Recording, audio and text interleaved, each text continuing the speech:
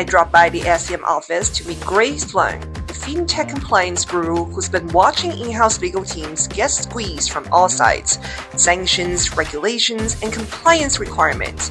We talked about that, plus a fascinating paradox. Everyone's using AI in legal, but almost nobody has proper policies for it. Now, we're hearing from companies nowadays that in-house teams are feeling they're caught in this perfect storm of regulatory complexity. You have sanctions on one side, you have Chinese regulations on the others, and you have Hong Kong's own compliance requirements right in the middle. So from what you're seeing, where are in-house teams really feeling the pressure today? You're absolutely right about the perfect storm for the in-house teams. Across the border APAC markets, we see a lot of teams experiencing unprecedented challenges, including handling US sanctions affecting the global operations, the ever-changing Chinese regulations affecting their mainland businesses, and even in Hong Kong here, there's a lot emerging, evolving compliance requirements as well as other regional markets. Right. So what makes this particularly difficult for this team is that they operate as the regional hubs, so serving like business operation across the whole region, dealing with multiple like legal systems. They could be like doing like data privacy law for Japan in the morning and then juggling with the financial regulations for Singapore at the same time, and in the afternoon they have to comprehend how the new, say for example, Australian compliance requirements are going to affect the operations. So the biggest struggle we see here is that a lot of these teams, they need specialized experts across the whole region. But they can't possibly have like expert for every country on the payroll, right? They are struggling with the speed of change as well. The regulations are evolving every day. Exactly. And not to mention about the cross-border capacities. You have to juggle with several like jurisdictions at the same time. So at Axiom, this is how we have the expertise. We work with over 3,500 legal teams globally, and 75% of them actually coming from Fortune 100 companies. So this is how our multi-jurisdictional and multidisciplinary approach is so valuable in APAC. Our lawyers have access to subject matter experts across the whole region, and also they have the AI tools to back them up. We will touch on AI later in the conversation. And you mentioned there's so many moving pieces in regulatory landscape across jurisdictions, and especially when it comes to Hong Kong, that Hong Kong just rolled out these new virtual assets regulations. I know you are the fintech and virtual assets compliance guru. So I was wondering, how do you view these regulations? It's been quite a shift for the industry. What are fintech companies thinking right now? Are they finding gaps in compliance that they didn't expect with these new regulations? Yes, this is a very interesting time. This month in Hong Kong, we have the new stablecoin ordinance just got effective on the 1st of August. Exactly. And coincidentally, in the US, the president just signed the Genius Act governing stablecoins.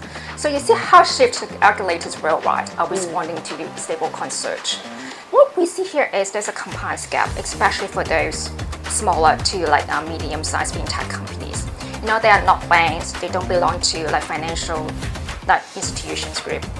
But they have to grapple with the new sort of regime in terms of requirements on robust corporate governance, proper AML, counter-terrorist financing systems, as well as effective risk management measures.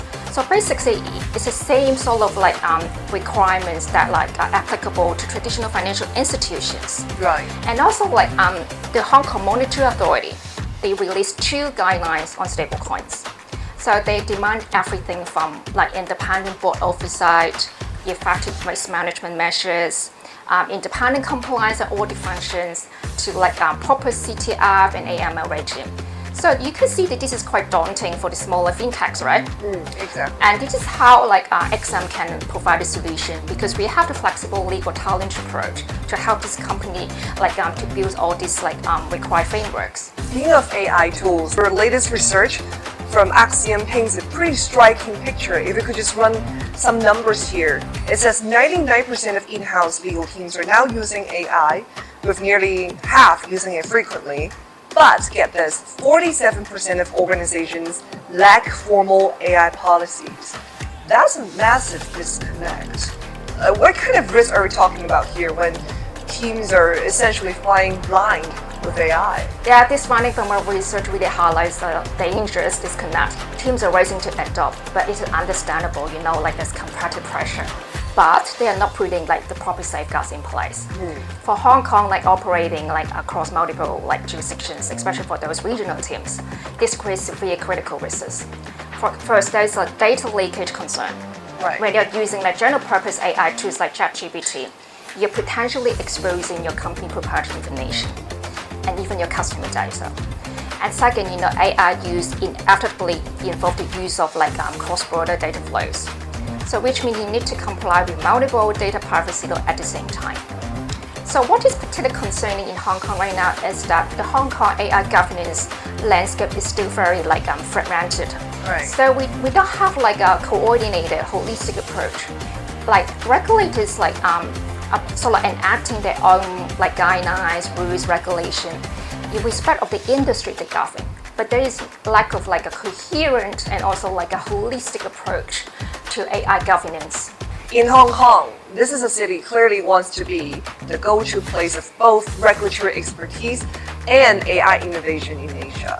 If you're a general counsel watching this interview and it goes, I need to get my team ready for what's coming, what would be some of the top things that you would be doing right away? Hong Kong definitely has the tremendous potential to lead in the AI space, but success requires like a very coherent, that I mentioned, a holistic approach to AI governance. So legal leaders need to be thinking three things, key areas strategically. First, building a robust AI governance framework that go beyond just policy. You need to combine with effective risk management measures, proper like corporate governance, as well as staff training. And most importantly, you need to have guidelines, a very clear guidelines on every single practice areas. And second, developing the right talent strategy. Our research also shows that like 76% of the legal teams are using AI. Right. And they're increasing their budgets by 26%.